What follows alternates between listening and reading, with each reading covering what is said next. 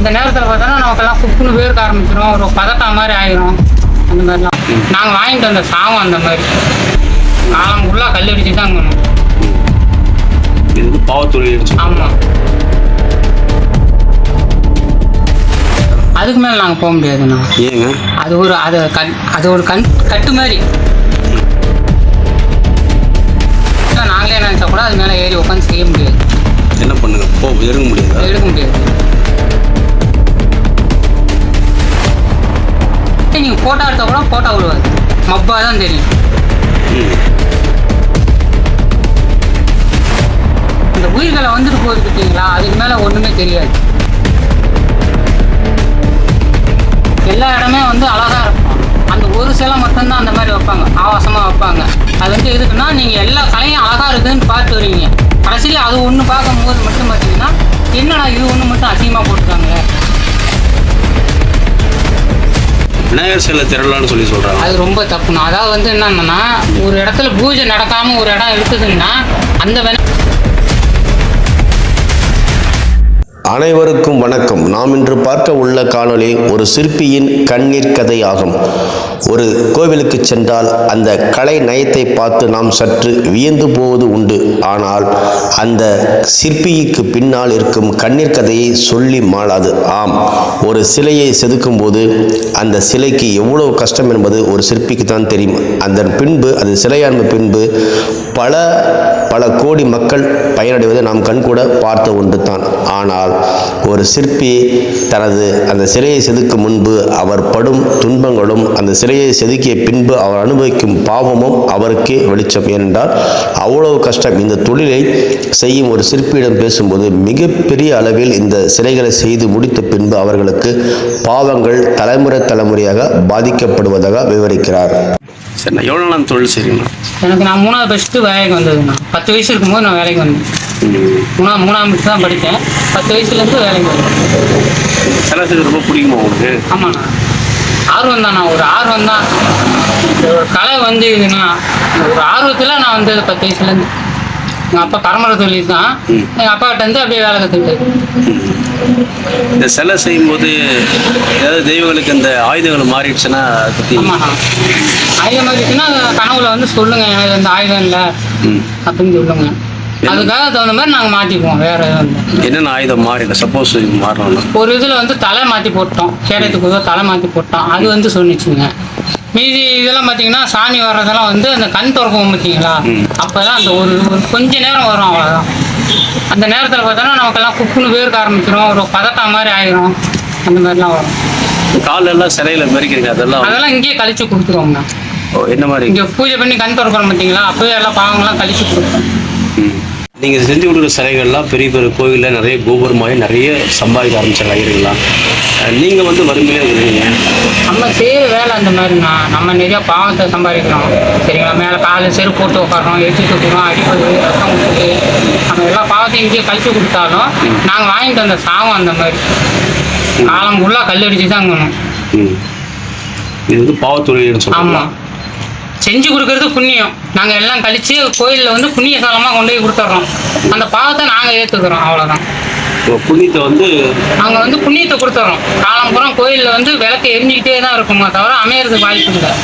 அந்த பாவத்தை நாங்கள் இங்கே கழிச்சிட்டு நாங்கள் ஏற்றுக்குவோம். நம்ம செய்கிறோம் பார்த்தீங்களா, அந்த பாவத்தை பூரா நாங்கள் இங்கே ஏற்றுக்குவோம். சிலையை மட்டும்தான் உங்களுக்கு கொடுப்போம். அதனால் வந்து கோயிலில் எப்பயுமே விளக்கு எரியும், எல்லாமே பண்ணுவோம். கஷ்டம் உங்களுக்கு? ஆமாம், கஷ்டம் எங்களுக்கு, சௌரியம் அவங்களுக்கு, கோயிலுக்கு. இதை நீங்கள் என்ன நினைக்கிறீங்க? எல்லாம் ஆண்டாம் பேசாதுண்ணா, வேற ஒன்றும் நான் சொல்கிறதுக்கு இல்லை. இது கடவுளுடைய. ஆமாம், என்னைக்காவது நீங்கள் வாங்கி வந்த வரோம் அப்படி. என்னைக்காவது நீங்கள் மனசு கஷ்டப்பட்டு உள்ளதா? இல்லைண்ணா, கஷ்டம்லாம் இருக்குதுண்ணா. நிம்மதியாக இருக்கிறோம், சந்தோஷமாக இருக்கிறோம். ஏதாவது தெய்வங்கள் உங்கள்கிட்ட எப்பயாச்சும் இந்த மாதிரி கணவர் வந்து பேசிருக்கீங்களா சார்? அது பேசிருக்கேன். என்ன சாமி சார்? அந்த குலதெய்வம் தான் சொன்னேன்ல, அது என்ன பேசிருக்கீங்க சார்? என்ன பேசுவீங்க? இதுதான் ஆயுதம் மாற்றி போட்டிங்களா அப்படி இப்படின்னு தான் அங்கே வருமா தவிர வேறு எதுவும் இல்லை. இந்த மாதிரி 2-3 வந்து இப்போ வேடியப்பன் மேல்பட்டு வேடியப்பன் கோயிலேருந்து அங்கே வந்துச்சுங்க. எல்லாம் ஒரு 4-5 சிலை எல்லாம் ஒரு குலதெய்வ கோயிலெலாம் செஞ்சு கொடுத்துது.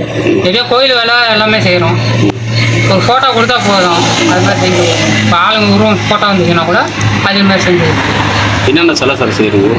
நாங்கள் எல்லா சிலையும் செய்கிறோண்ணா. அம்மன் சிலை, முருகர், இந்த நந்தி வாகனம் எல்லாமே செய்கிறோம்.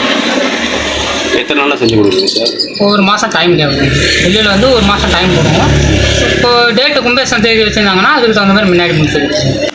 எந்த ஊராக இருந்தாலும் செஞ்சு கொடுப்பீங்க? எந்த ஊருமே செய்யணும். டெலிவரிங்க எப்படி கொடுப்பீங்க? டெலிவரி இங்கேயே தான் எடுத்துட்டு போவாங்க. அவங்களே வந்து இங்கே பூஜை பண்ணி எடுத்துட்டு போயிடுவாங்க. நிறையா பேர் வராங்க, கேரளா, பெங்களூர் எல்லாமே நிறையா பேர் வராங்க. தேடி வராங்க. வேலை நல்லா இருக்கும், தெளிவாக இருக்கும். கல்லும் தரமான கல். என்ன கல்லாம்? ஊத்துக்குழி கல், கிருஷ்ணக்கல்லுன்னு பேர். ஊத்துக்குழியிலேருந்து திருப்பூர் மாவட்டம் அங்கேருந்து வருது கல்.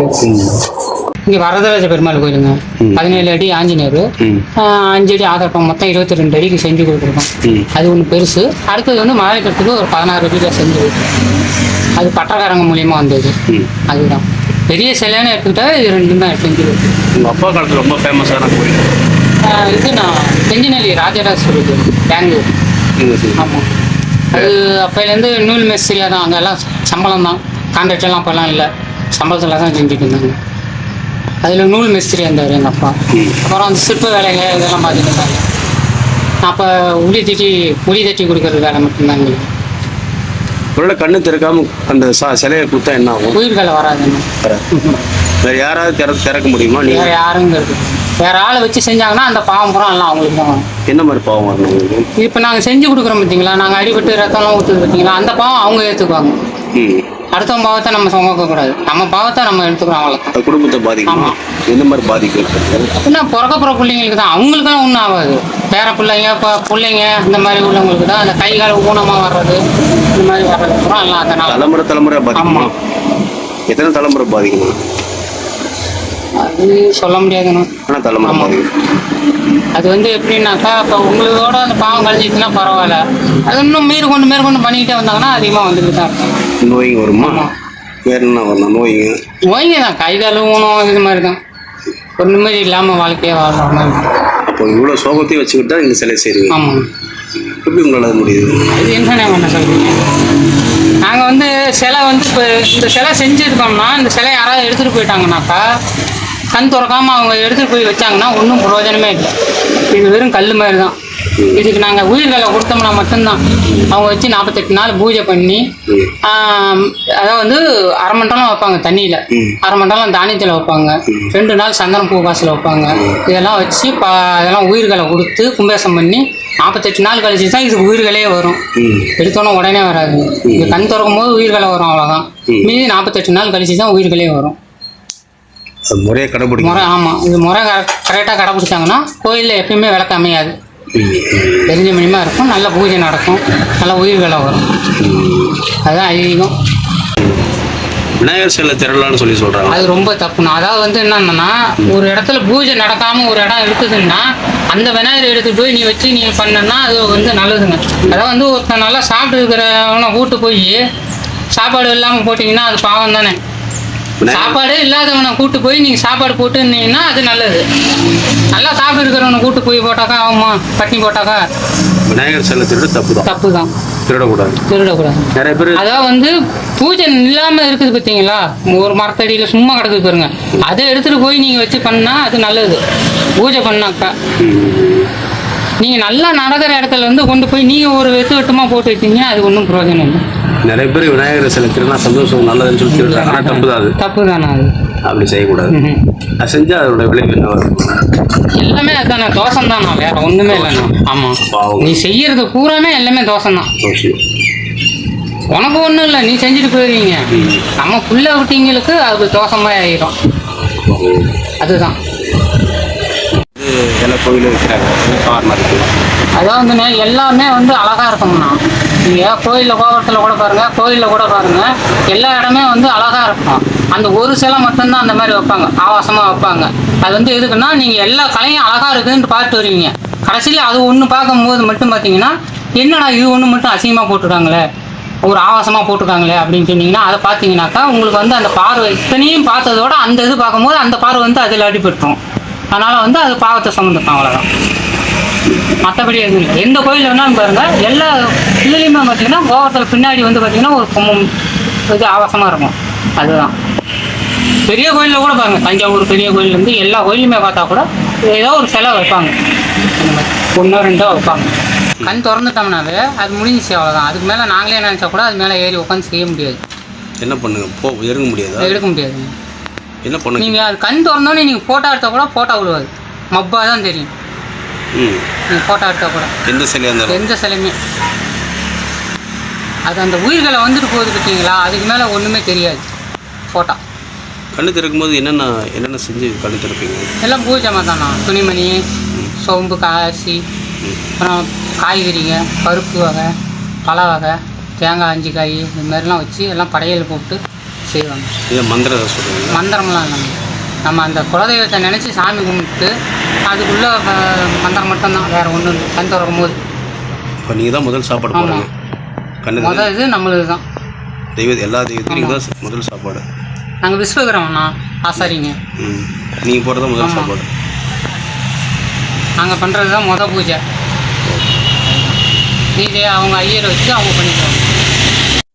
இப்படி எத்தனை சோகங்கள் இருந்தாலும் கூட தான் செய்யும் தொழிலை தலைமுறையாக இன்றளவும் செய்து கொண்டிருக்கிறார் இவர். இவருக்கு பல துன்பங்களும் கஷ்டங்களும் வந்தாலும் கூட குலத்தொழிலாகவே இதை செய்து வருகிறார். தெய்வங்கள் எத்தனைத்தான் அவரை தண்டித்தாலும் தனக்கு துன்பத்தை கொடுத்தாலும் கூட இந்த தொழிலை அவர் கைவிடாமல் சிரித்த முகத்தப்படியே அவர் தொழிலை செய்து வருகிறார். மேலும் இந்த தொழிலை இன்னும் அருமையாக செய்வதற்கு அவர் தயாராக இருக்கிறார்.